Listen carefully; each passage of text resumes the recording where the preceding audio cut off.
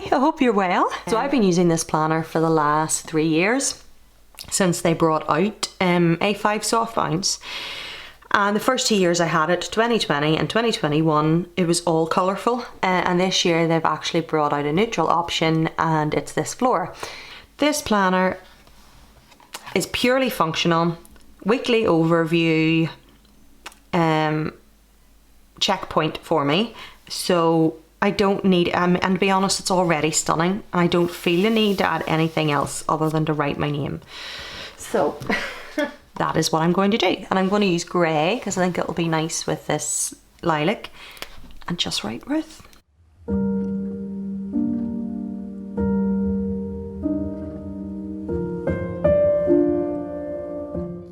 Ta-da! That's all I need on it, and it'll do. So this year I'm using this page as a bill overview. What bills are due and when, and then I'm going to write what the monthly bills are over here, and what any one-off bills are, things that I don't pay regularly but I need to make sure I know when they're due. So let's get it set up.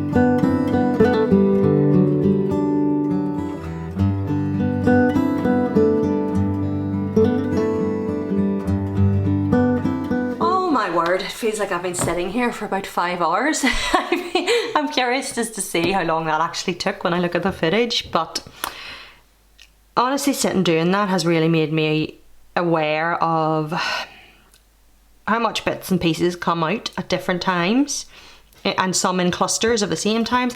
And it's also made me aware, you know, my car insurance, my home insurance, my taxes due, and my Virgin Media contract all finish in July, and it'll be signing into new contracts and potentially paying a deposit and all that. And I just honestly, not that I don't pay my bills, but I just, at the minute, I'm not in control of knowing what comes out when, and I have no idea what I spent my money on. And I mean, I know I buy planner stuff and all that there, but it's not the only thing I buy. I have no kind of food budget. I just do my grocery shop, and whatever it comes to, it comes to. And it's definitely something that I need to take control of. So rather than using this as a future log in 3 planners, I thought I would get benefit out of it, and I do think this will be really helpful. And I'll just need to make sure that every month I'll maybe have a section in the monthly that looks at bills, and I come back to it monthly and check it and look at it, and I'm prepared when it comes to things running out, and just make the most of it anyways. Next page. Oh, we've had some bleed through. That's a thing to remember with these Zig colour dot markers, especially the darker colours, and I have a tendency to have quite a heavy hand. I'll cover it up though, doesn't matter. So this page is, in the past I've used as a spring cleaning checklist to list out all the birthdays. Its intention is for it to be a place for your goals, and each box represents a month, so a goal is a dream with a deadline. But I, as you can see by Mr. Post-it here, I'm going to use this part as my savings tracker.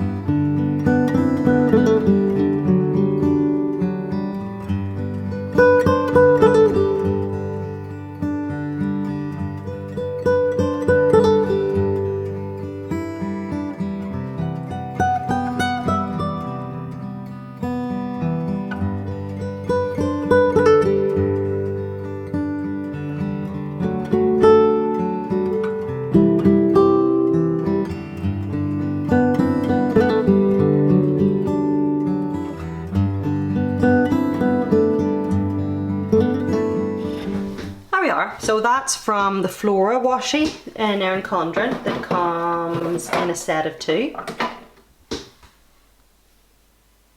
Like that. This one is supposed to be purple, but it's totally not purple. Just make yourself aware of that whenever you order it. It's more of like a pinky mauve type of colour. And then the one underneath is a washi I'm obsessed with and use all the time. And all it is a plain matte grey washi by a company called MT, and you get it in Amazon. And then I just wrote with my mile liner and all the stickers, the little piggies and the safe, which I was one short for to do all 12, raging, was from Erin Condren, the budget stickers. So it's all set up and it's ready to go. And then you can see already what I'm doing with this. I don't need it. I'm not going to invent a reason for it. So I'm going to glue it.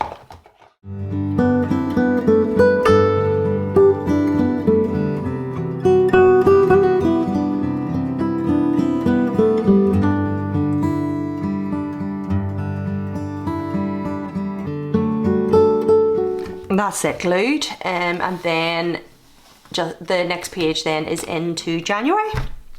So that's the whole start setup. So let's move to the back real quick. Once you get to the last page in this planner, and the last weekly, you do have a set of 2 notes pages, but I want to keep them for December to have extra notes pages, because if I'm doing Planmas again, for like organising whose Christmas presents I've got and all that kind of stuff. So the only one that's left then is this. And what this is going to be for is also bills. So whenever this runs out, for example, July 2022 has 1, 2, 3 things run out. I'll know the exact date that I paid the car tax. The rates, I'll have the new rates in, that'll go through to March 2023, etc. I want to be able to carry it over and continue it. So whenever I go to set up my new planner in next year, I don't know, maybe I'll find this isn't enough and start actually budget planning. She says, thinking not likely, but anyway, you never know the future. And I want to basically, like, I had to sit for ages and figure all this out. It took a long time, and I want to have that so that, you know, I don't have to ring the phone company and say, sorry, when does my contract run out? I want to keep track of it from now on. So whenever all these things run out in July and I have the new rate, instead of just doing it from August to December, I can continue on January through July what the new rates are. And this space down here then will be what my new bills are. I'll just have to double up and write a bit smaller because there's less room. Although in saying that, there's room underneath. So what I could do is I could even use this bit underneath for bills that come out that month, and do one-off payments down here, or specific dates I need to remember, i.e. is everything going to run out again in July 2023, or am I going to change it up, and dates things are due. So all I'm going to do for now is get it ready so that whenever I come to carry those dates over and set them up, I can do that, because to be honest, it's too far in advance. So I'll maybe just put in my headers and small things for now, but that's all, as much as I can do really.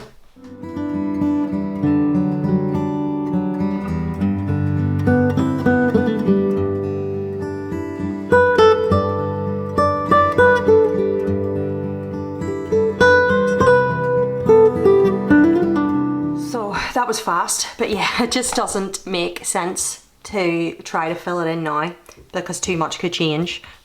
So I hope you enjoyed that, and thank you so much for watching today, and take care, and I will speak to you soon. Bye!